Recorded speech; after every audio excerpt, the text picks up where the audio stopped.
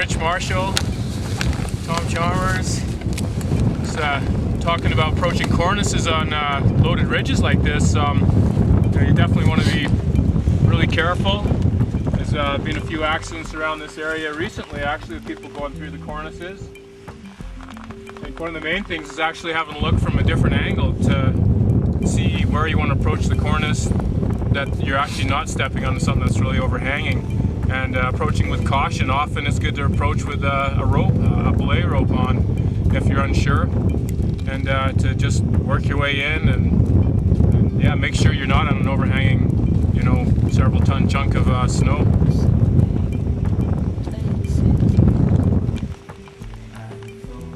Looking from the side, approaching from the side and trying to find out where you landmark a spot where you want to get to is really important, and being very, very sure where you are.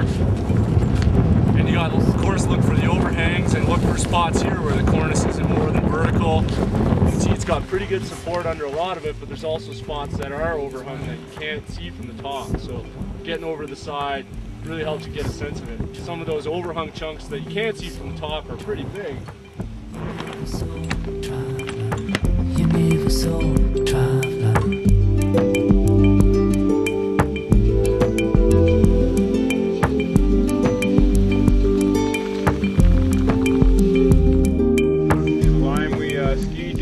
Saddle off the peak to the right of the peak as we're looking at it, and we did a little cornice cutting up there. Didn't really get much as a result there, but when we got into it, it was actually, you know, some deposition of new snow, but it felt quite firm. It wasn't a big fat slab sitting in there, all the way uniform across the slope, and it disappeared as we got into it a little more, eh?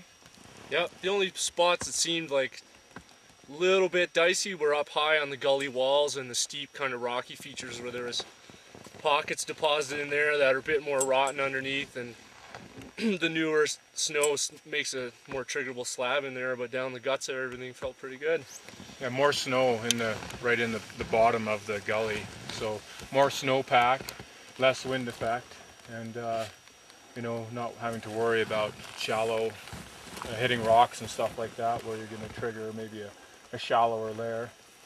Definitely want to stay in right in the middle of it all. And the fan was really nice, eh? It was a little stiff, but cold, kind of slow snow, but really good skiing. Silky. Now we're gonna go ski some more. Okay.